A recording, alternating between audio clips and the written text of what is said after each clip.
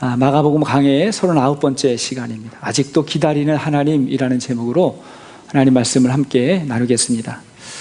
2차 세계대전 때 영국의 수상이 윈스턴 처칠이었죠. 그 유명한 윈스턴 처칠인데 그의 스승이 허버트 조지 윌스라는 사람입니다. 이분은 20세기 초의 사상가였고 특별히 공부를 굉장히 많이 하신 분이에요. 평생 공부하신 분입니다. 처음에는 인류의 역사를 공부를 했어요. 인류학, 인간의 역사를 공부했는데 역사를 공부하다 보니까 고고학을 공부하게 됩니다. 고고학을 하면서 땅을 파다 보니까 화석학을 공부하게 됐대요. 화석학을 공부하다 보니까 지층에 의문이 생겨가지고 지질학, 지층학을 공부하게 됩니다. 지층을 공부하다 보니까 이 지구의 역사는 우주에서 온 것 같다 그래가지고 우주학, 천문학을 공부하게 됩니다. 우주에 대해서 공부하다 보니까 신에 대해서 궁금해져가지고 신학, 디알라지, 신학을 공부하게 됐다는 거예요. 그 다음에 신학을 공부한 다음에 다시 처음으로 인류학, 인간학으로 되돌아왔다는 거예요. 여기서 우리 두 가지를 알게 됩니다. 하나는 뭐냐면 모든 학문이 다 연결되어 있죠. 다 연결되어 있습니다. 또 하나는 뭐냐면 학문의 정상에 신학이 있다. 하나님에 대한 연구잖아요. 왜냐하면 인간의 모든 본질적인 문제는 나중에 어디로 가게 돼 있어요? 하나님에게, 신에게 가 있거든요. 궁극적인 질문이 거기에 있고 또 하나님을 만나야 인생이 해석되고 해결되는 것입니다. 그래서 그 하나님을 통해서 다시 어디로 왔다고요? 인류학, 인간에 대해서 알게 된다는 거예요. 그러니까 하나님을 만나는 것은 인간을 이해하게 되는 거예요. 그러니까 저 사람을 이해하려면 그의 부모님을 보면 이해되는 게 많죠. 마찬가지예요. 하나님을 보면 인간을 알게 되고 인간을 알려면 하나님을 연구해야 됩니다. 그런데 하나님과 인간의 관계가 깨져버렸어요. 뭐 때문에? 죄 때문에 깨져버렸습니다. 그 죄의 문제를 해결하시는 분이 예수님이세요. 그래서 성경의 주제는 하나님, 인간, 그리고 예수 그리스도입니다. 그래서 오늘 말씀은 이 하나님과 인간과 예수님에 대해서 비유로 아주 명확하게 말씀하고 있는 것입니다. 자, 1절 말씀 보니까 예수께서 비유로 그들에게 말씀하시되 한 사람이 포도원을 만들어 산울타리를 두르고 즙자는 틀을 만들고 망대를 지어서 농부들에게 세로 주고 타국에 갔더니 이렇게 시작이 됩니다. 예수께서 비유로 그들에게 말씀하셨다. 여기 그들은 누굴까요? 이 성전의 권위자들을 말하는 것입니다. 지난 시간에 말씀하고 연결이 되는 거예요. 지난 시간에 말씀을 보면 성전의 권위자들이 예수님에게 와서 질문하잖아요. 무슨 권위로 성전에서 이런 일을 하느냐? 우리들에게 권위가 있다. 이렇게 이제 질문을 했습니다. 이 예수님께서 하시는 말씀 뭐냐면 하나님이 너희들에게 권위를 주셨는데 너희들이 지금 그 권위를 남용하고 있다는 거죠. 직권을 남용하고 있다는 거예요. 그 권위를 하나님의 권위가 아니라 사람들에게 받으려고 한다. 진정한 권위는 하나님께서 주시는 것이다. 이렇게 말씀하셨습니다. 이번에는 그들의 이러한 문제를 비유를 통해서 말씀하고 계신 것입니다. 자, 한 사람이 포도원을 만들었다 그랬죠. 1절 말씀 보면 포도원을 만들고 포도원의 울타리를 만들고 포도즙을 짜는 틀을 만들고 높은 망대까지 지어가지고 농부들에게 세를 주고 그리고 이제 타국에 갔다는 거예요. 이 이야기가 뭘 말하는지 단번에 알 수 있죠. 우리는 믿음을 가지고 있는 사람은 이게 무슨 말이구나 금방 알 수 있습니다. 자, 이 포도원의 주인이 누구예요? 하나님이죠. 한 사람은 하나님을 말합니다. 포도원은 뭘 말해요? 이스라엘을 말하고 넓게 보면 이 세상을 말하는 것입니다. 농부들은 누구예요? 포도원을 맡겨진 농부들은 당시 성전의 권위자들, 넓게 말하면 우리들을 말하는 것입니다. 그리고 하나님이 보내신 종들, 많은 종들을 보내잖아요. 누구죠? 선지자들. 하나님이 사용했던 선지자들을 말하는 거예요. 자, 그러면 이 비유를 통해서 우리가 알 수 있는 것이 무엇일까? 첫째로 하나님에 대해 알 수 있거든요. 우리 하나님은 인자하시고 그 다음에 인내하시는 하나님이라는 거예요. 인내하시는 하나님. 먼저 우리 하나님이 참 인자하십니다. 오늘 본문을 묵상해 보면요, 이 주인이 자기가 필요해서 포도원을 만든 게 아니라는 생각이 딱 들어요. 이 포도원은 농부들을 위해서 만들어 주신 거예요. 그들을 위해서 주신 거예요. 그리고 짐승들로부터 보호해 주기 위해서 울타리를 만들고, 추수할 때를 대비해서 집자는 틀을 만들고, 도둑으로부터 보호하기 위해서 높은 망대까지 만들어 줬어요. 만들어 달라고 한 게 아니에요. 다 필요할 것 같아서 만들어 준 거예요. 주인이 직접 만들어 줬어요. 그리고는 농부들을 불러가지고 세를 주고 떠난 겁니다. 얼마나 인자합니까? 네. 이것이 창세기 1장, 2장의 내용이라는 걸 우리가 아시겠죠? 하나님이 우리를 너무 사랑하셔서 하나님과 교제할 인간을 만들려고 하셨는데, 그 이전에 다 세상을 만드셨죠. 에덴 동산을 만드셨죠. 모든 조건을 만들고 그 다음에 인간에게 맡겨주신 거예요. 사람들에게 믿고 이 모든 세상을 맡겨주셨습니다. 그리고 생육하고 번성하게 하셨어요. 여기서 알 수 있는 게 뭐예요? 인자하신 하나님. 인자하신 하나님. 그러나 하나님과 우리와의 관계에는 경계가 있습니다. 당연히 경계가 있는 거죠. 그것이 에덴 동산의 선악과이고, 오늘 포도원의 농부들에게는 일정한 금액의 세를 요구하십니다. 이것은 소유권에 대한 최소한의 계약인 거죠. 소유권에 대한 계약이에요. 그래서 때가 돼서 이제 세를 받아오라고 종들을 보낸 거예요. 그 소득의 10% 혹은 20% 세를 받아와라, 이렇게 당연하게 요구를 했습니다. 그런데 이 농부들이 참 배은망덕해요. 3절 말씀 보니까요, 3절, 때가 이름에 농부들에게 포도원 소출 얼마를 받으려고 한 종을 보냈어요. 종을 보냈는데 그들이 종을 잡아가지고 어떻게 했죠? 때렸어요. 종을 잡아가지고 심히 때렸다 그랬어요. 왜 그랬죠? 자기 것을 나누기가 싫은 거예요. 아니, 자기 거 아닌데 지금 자기 거라고 착각하고 있는 거예요. 주기가 싫은 거예요. 그러자 주인이 또 다른 종을 보냅니다. 4절에 보니까 다시 다른 종을 보내니 그의 머리에 상처를 내고 능욕하였거늘, 이번에는 때려가지고 욕을 보여요. 그리고 돌려보냈습니다. 그러니까 주인이 또 다른 종을 보내요. 5절에 보니까 또 다른 종을 보내니, 그리고 그 종뿐만이 아니라 계속해서 종을 보여요. 그랬더니 그러자 이 농부들이 어떻게 해요? 그 종을 잡아서 죽여버립니다. 죽여버리는 거예요. 이 정도 되면 어떻게 해야 되죠? 심판을 내려야죠. 심판을 내려야 된다고요.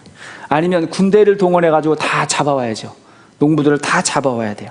근데 안 그러는, 계속해서 보내시는 거예요.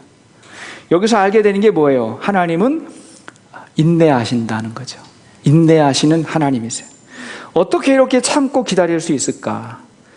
주인이 이렇게 무능하고 이렇게 힘이 없으면 되나? 참 바보 같다, 이런 생각이 들지 않습니까? 이것이 바로 우리를 향해서 오래 참고 기다리시는 하나님의 마음이라는 거예요. 하나님의 마음. 이런 하나님의 마음을 그래도 가장 많이 닮은 분이 부모님의 마음이죠. 그죠? 기다리고 또 기다리죠. 부모의 마음이에요. 그래서 아이들에게 말 한마디 하려고 엄마라는 말 한마디 가리키려고 1000번을 말하나 10,000번을 말하나 계속해서 이야기한다잖아요. 기다리는 거예요. 부모님이 하나님의 흔적을 가지고 있는 아주 중요한 증거라고 생각을 합니다. 우리가 하나님을 닮는다는 게 어떤 모습일까? 인내하는 겁니다. 곧바로 복수하지 않고 보복하지 않고 기다려주는 거예요. 또 너무 빨리 속단하지 않고 판단하지 않는 겁니다. 어른이 되어간다는 것이 무엇일까요?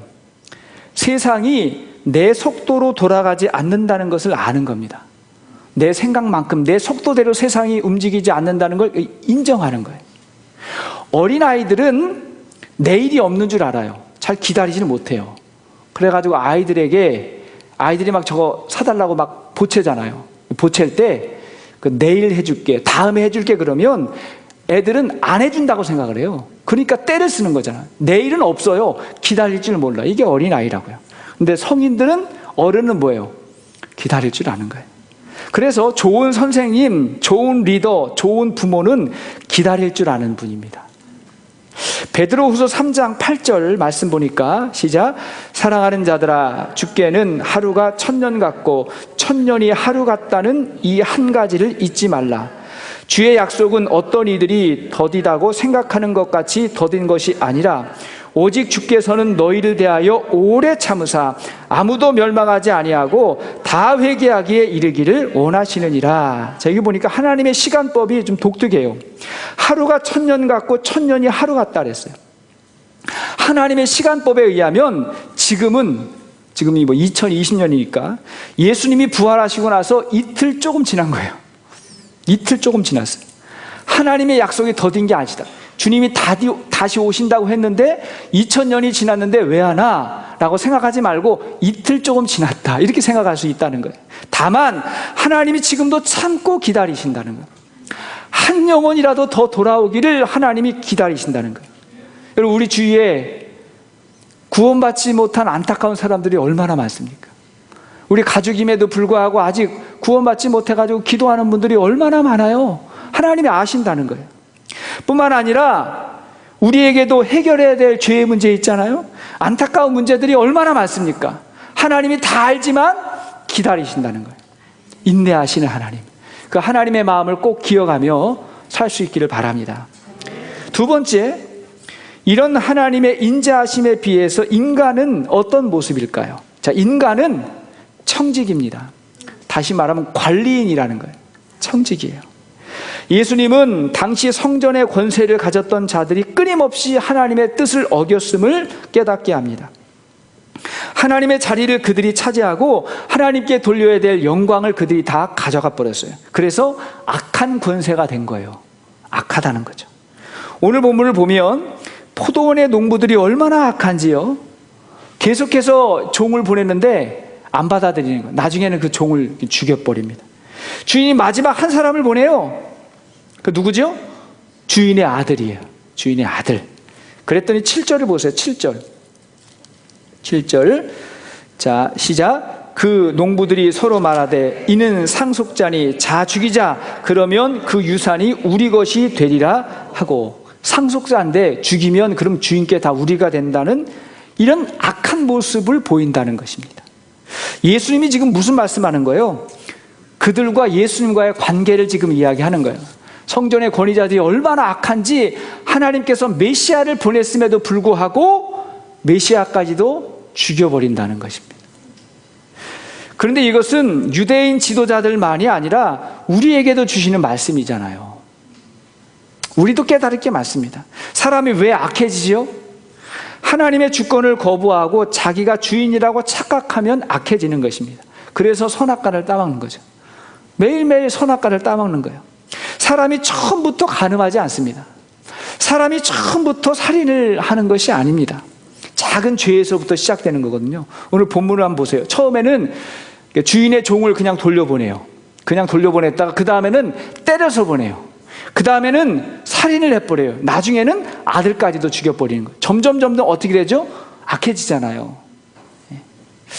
우리가 함께 보는 묵상집 생명의 삶을 보면 어떤 분이 그 말씀 묵상한 내용을 소개하는 장면이 있잖아요. 말씀 묵상한 내용을 이렇게 보내면 그게 이제 독자들이 묵상한 내용이 책에 소개되는 게 있는데, 언젠가 제가 굉장히 인상적인 묵상 내용을 봤습니다.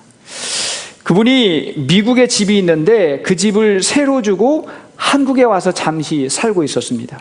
세를 준 거예요. 세입자 부부는 사업을 하는 사람이었는데 필요해가지고 이제 세를 한 거죠. 이 사람들이 렌트비를 제때 주지 않는다는 거예요. 주인은 한국에 있고 자기 집 미국에 있는데 렌트비를 안 준다는. 그래가지고 전화를 했는데 처음엔 받더니 이제 전화도 안 받고, 이메일을 했는데도 소용이 없다는 거예요. 나중에는 법정 대리인을 보냈는데 그도 쫓아버리더라는 거예요. 결국 마지막에 선택할 수 있는 게 뭐예요? 그죠? 쫓아버리는 거죠. 내보내는 수밖에 없다는 거예요. 그랬다는 거예요. 그런데 이분이 그 사건을 겪으면서 정말 마음이 속상했는데 오늘 본문의 말씀 묵상하다가 하나님의 마음을 배우게 됐다는 거예요. 하나님의 마음. 내가 하나님 앞에서 저러고 살았구나. 모든 게 하나님의 은혜였는데 내가 거저받았는데 하나님 앞에서 그렇게 살았구나라는 것을 말씀 묵상을 했더라고요. 말씀 묵상의 파워입니다. 내 문제를 보면서 하나님의 마음을 깨닫게 되더라는 거예요. 사람이 악하다는 게 뭘까요? 하나님의 주권을 거부하고 청지기의 사명을 잊어버리는 거예요. 청지기, 우리가 다 거저받은 거잖아요. 생명도 내 거 아니잖아요. 우리 자녀들도 우리 거 아니잖아요. 물질도 우리 거 아니잖아요. 하나님이 맡겨주신 거예요. 우리 거라 그러면 이게 영원해야 되는데 영원하지 않다는 건 뭐예요? 다시 돌려드려야 된다는 거죠. 생명도 마찬가지예요. 돌려드려야 되는 거예요. 그러나 그 욕심이 잉태하면 죄를 낳고 죄가 장성하면 사망에 이른다 그랬어요. 반면에 누가복음 16장을 보면요, 옳지 않은 청지기에 대한 이야기가 나와요. 불의한 청지기에 대한 이야기가 나와요. 성경을 읽다가 여러분 그 장면을 볼 때 잘 이해가 안 될 수 있어요. 자, 그 이야기를 이제 소개해 드리겠습니다. 어떤 부자에게 청지기가 있는데, 관리인이 있는데 주인의 소유를 멋대로 낭비하는 거예요. 자기 것도 아닌데 주인 건데 자기가 멋대로 관리를 잘 못하고 있는 거죠. 주인이 그 사실을 알았어요. 그래가지고 이 관리인에게 말하기를, 내가 하던 일을 다 정리해라. 청지기의 직무를 계속하지 못한다고 해고 통보를 내렸어요. 다 정리해버려, 해고할 거야, 이렇게 이야기했다는 거예요. 그러자 이 관리인이 고민을 하는 거예요. 앞으로 내가 어떻게 살지? 해고당하면? 땅을 파자니 힘이 없고 구걸하자니 부끄럽구나 하면서 고민을 합니다. 그러다가 자기가 할 일을 알고, 남은 기간에 자기가 할 일을 알고는 무릎을 쳤어요. 아하, 이래야지 생각을 한 거예요. 그러나 어떻게 했냐면 주인에게 빚진 자들 하나하나를 불렀어요. 빚진 자를 하나하나 불러가지고 그 빚을 탕감해 주기 시작한 거예요. 자기가 주인 대신에. 얼마 빚져서? 10,000불이요. 가져와. 5,000불 탕감해 주고. 얼마 빚져서? 1,000불이요. 500불 탕감해 주고. 그렇게 해버렸다는 거예요. 왜 그랬냐면, 그렇게 하면 내가 퇴직을 해도 이들이 나에게 은혜를 베푸지 않겠나, 그걸 생각한 거예요.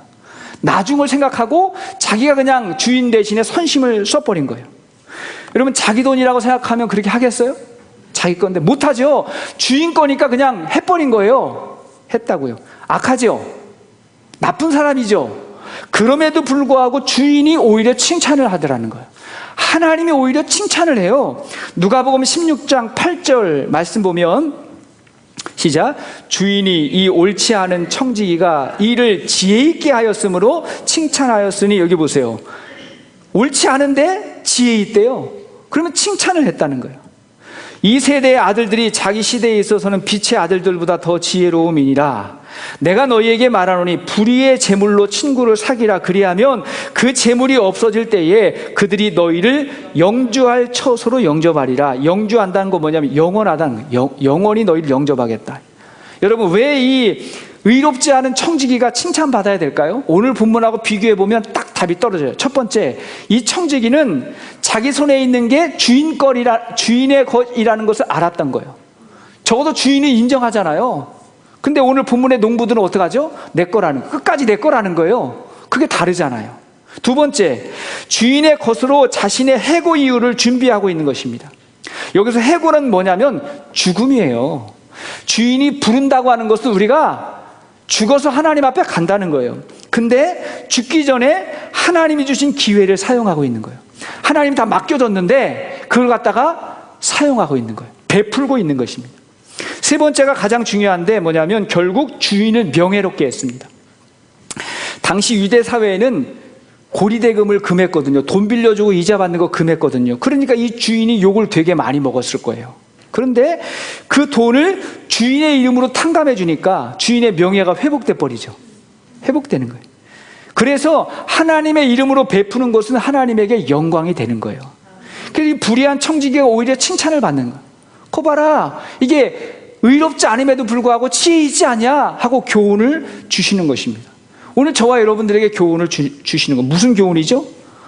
지금 있는 게 내 거라고 생각하면 자신을 위해서도 쓰지 못하고, 다른 사람에게도 은혜를 베푸지 못하고, 하나님에게도 드릴 수가 없다는 거예요. 내 거라고 생각하면.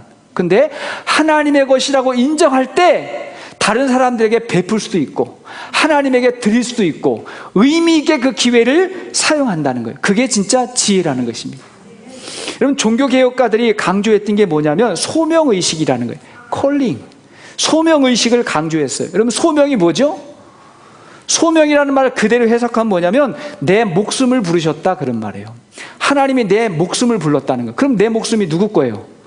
하나님 거잖아요. 그런 마음으로 살자는 거예요. 내 목숨이 하나님 거니까 내 삶에 펼쳐진 모든 게 하나님이다. 그래서 종교개혁자들이 강조했던 게 뭐냐면 직업소명설이라는 거예요. 직업소명설. 내가 하는 일을 누가 맡겼다? 하나님이 맡겼다. 그러니까 관리인처럼 열심히 일을 하자는 거예요. 그래서 다 잘 살게 됐다는 거예요. 다 잘 살게 됐다. 그리고 나서 그 다음이 중요해요. 사용할 때도 절약하고 아껴서 하나님께서 귀히 여기는데 베풀고 나누며 살자. 그래서 종교개혁 이후에 개신교 국가들이 다 잘 살게 됐다는 것입니다. 영적인 원리예요. 네. 여러분, 하나님께서 내 일에 동참해 주겠냐, 이 일을 맡아 주겠냐 하고 말씀하시면 여러분 뭐라고 대답해야 되겠어요? 해야죠. 그죠? 왜? 하나님 거니까. 주께서 맡겨주신 거 아니에요? 우리가 아침에 한 10분 내지는 30분을 하나님께 드립시다. 혹은 하루에 30분이라도 하나님 만나는 시간을 가집시다 라고 이렇게 이야기하면 어떤 생각이 들어요? 할 수 있으면 좋은데 근데 시간이 없어서 못하겠는데요. 그러면 이게 악한 거예요. 내 시간이 아니라니까요. 누구 거예요? 하나님 거니까 하나님께 그 시간 드리겠다는 건 당연하다는 거예요. 당연하다. 매 주일의 첫날 예배 드리는 날로 하나님께 드립시다 라고 말할 때는 내 시간을 드리자는 게 아니에요. 하나님의 시간을 하나님께 드리자, 그런 의미라는 거예요. 이게 청지기 의식이라는 거예요. 예배 시간에 헌신합시다 혹은 헌금을 구별해서 드립시다 라고 하는 건 뭐냐면 내 걸 드리는 게 아니라 하나님의 것을 다시 드립니다, 그런 의미라는 거예요. 이게 작건 많건 내 거 드립니다 이게 아니라니까요. 하나님의 것인데 드립니다. 더 중요한 건 뭐예요? 나머지도 하나님 겁니다. 이런 마음으로 사는 게 진짜 헌신과 헌금의 의미라는 것입니다. 그래서 헌신을 잘하는 사람에게 감사가 더 많은 거예요. 더 드리는데 감사가 더 많아요. 왜 그렇죠? 하나님의 은혜를 고백하며 살기 때문에 그런 것입니다. 그럼 그런 사람들에게 하나님은 더 많이 맡기겠죠. 주인이니까 더 많이 주신다는 거예요. 그래서 이 불의한 청지기의 결론이 어떻게 나냐면 누가복음 16장 10절 이하의 말씀 보세요. 시작. 지극히 작은 것에 충성된 자는 큰 것에도 충성되고 지극히 작은 것에 불의한 자는 큰 것에도 불의하니라. 너희가 만일 불의한 재물에도 충성하지 아니하면 누가 참된 것으로 너희에게 맡기겠느냐. 작은 것이라도 하나님의 것으로 충성하는 자에게 더 많이 주지 않겠냐, 이런 것입니다.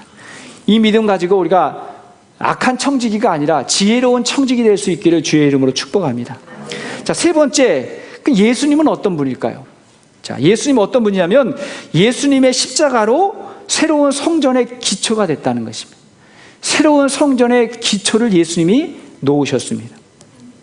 예수님은 앞에서 예루살렘 성전이 무너질 것이고 자신이 새로운 성전이 될 것임을 미리 말씀하셨죠. 그 방법이 뭐냐면 십자가예요. 십자가. 7절을 보니까 농부들이 주인의 아들을 죽여버립니다. 그리고는 아들을 포도원 밖에 던져버리죠. 포도원 밖에 버린다는 거예요. 이 말씀 뭐냐면 예수님이 이들에 의해서 처참하게 죽임을 당하고 버림받게 된다는 거예요. 자신의 이야기를 지금 하고 있는 것입니다. 히브리서 기자는 이 사건을 이렇게 이야기해서 히브리서 13장 12절 말씀 보니까 시작. 그러므로 예수도 자기 피로써 백성을 거룩하게 하려고 성문 밖에서 고난을 받으셨느니라.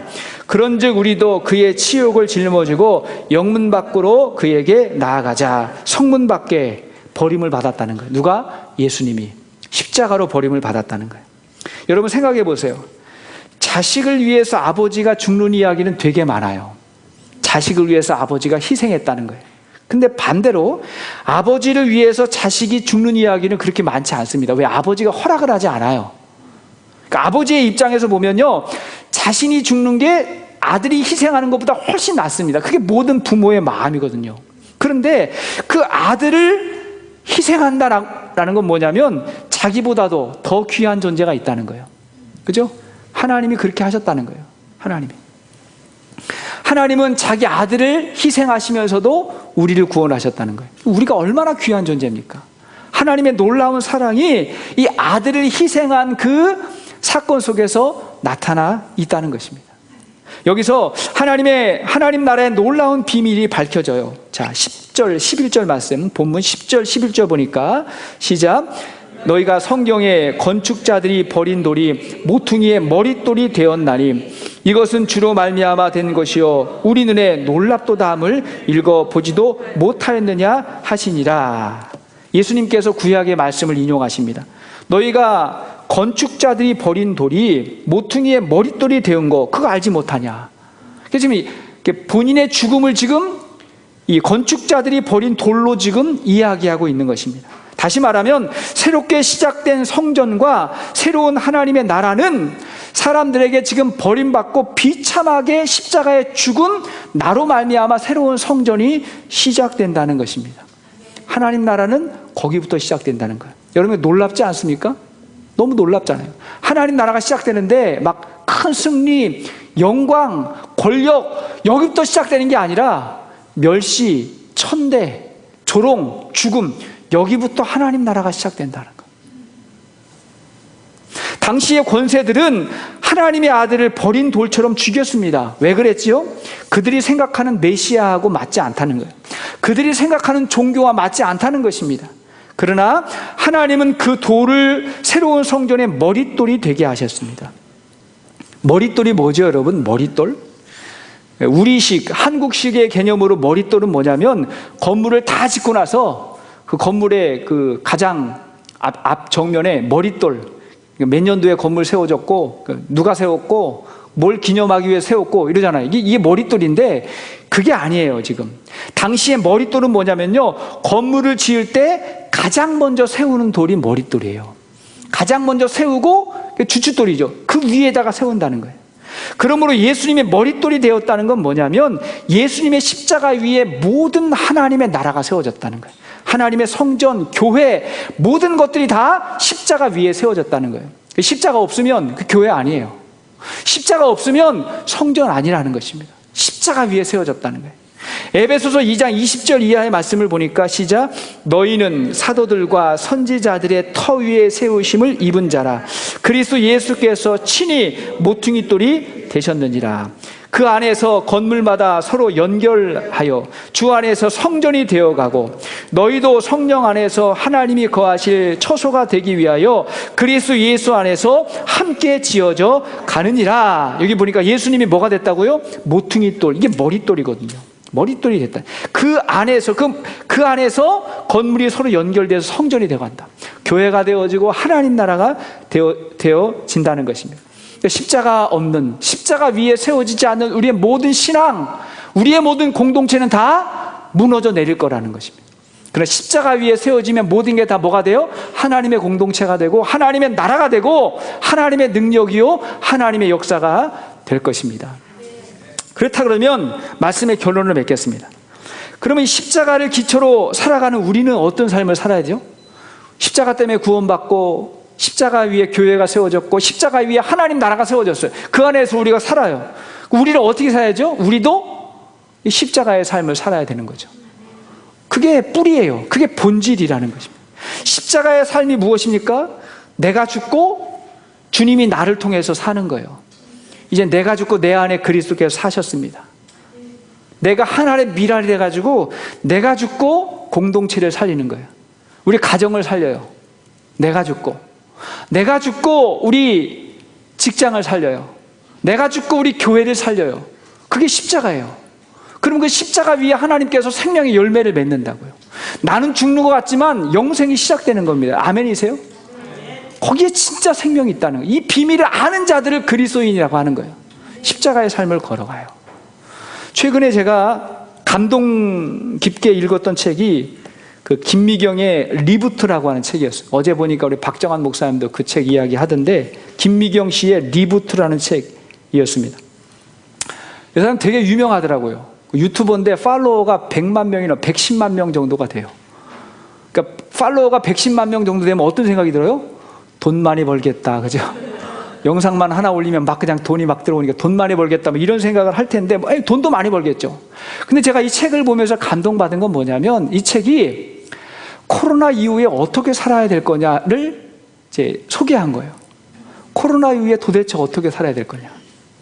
갑자기 한국에서 코로나가 딱 닥치면서 가장 먼저 실업자가 될 수 있는 사람이 본인인 거예요. 강연을 통해서 이제 살았는데, 강연을 못하니까 이제 불러주는 데가 없는 거예요. 근데 자기는 그래도 책도 많이 쓰고 해가지고 괜찮은데 문제는 뭐냐면 이 110만 명, 자기를 믿고 의지하고 따라오는 이 사람들이 너무나 안타까운 거예요.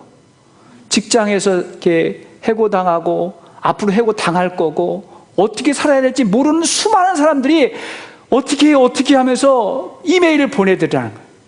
그래가지고 이들을 어떻게 하면 이들을 어떻게 도와줘야 될까? 내가 문제가 아니라 이들을 어떻게 도와주지 하면서, 그럼 도와주려면 알아야 되잖아요. 그래가지고 그때부터 그냥 밤낮 공부를 시작했다는 거예요. 책을 읽고 전문가들을 만나서 찾아다니고 미국에서 발행되는 잡지들, 경영 잡지 모든 것들을 보면서 그걸 다 보다가 나름대로의 원리를 찾았다는 거예요. 혼돈 속에 질서를 찾았다 이렇게 이야기하더라고요. 질서가 있다. 이 원리를 알아야 코로나 이후를 살 수 있지, 이거 모르면 안 되겠다 싶어가지고 이 책을 썼는데, 그 내용은 여러분들이 한번 나중에 보시고, 저는 그 동기가 너무 중요한 거예요. 뭐냐면 어떻게 하면 이 사람들을 도와줄까, 어떻게 하면 나를 믿고 나를 의지하고 도움을 요구한 이 사람들을 어떻게 하면 살려줄까, 이게 너무 절실한 거예요. 어떻게 하면 우리 회사의 직원들이 20명 내가 해고하지 않고 계속해서 그 월급을 줄 수 있을까? 어떻게 하면 이 사람들 살릴 수 있을까? 그게 너무 절절해가지고 그게 느껴지는 거예요. 이게 뭐예요? 이게 이 십자가예요. 십자가. 어떻게 하면 우리 공동체를 살릴까? 어떻게 하면 우리 교회 성도들이 신앙에 승리하고 이 상황에서도 믿음 잃지 아니하고 승리할 수 있을까? 이게 영적 지도자들의 마음이죠.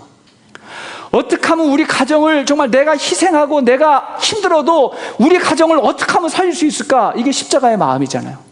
직장 하시는 분들도 마찬가지입니다. 나를 위해서 직장 생활을 하려고 하면 사람들이 알아요. 그러면 안 가요. 그 가게는 안 가요. 저 사람이 나를 이용하려고 하는 거, 그럼 안 간다고요.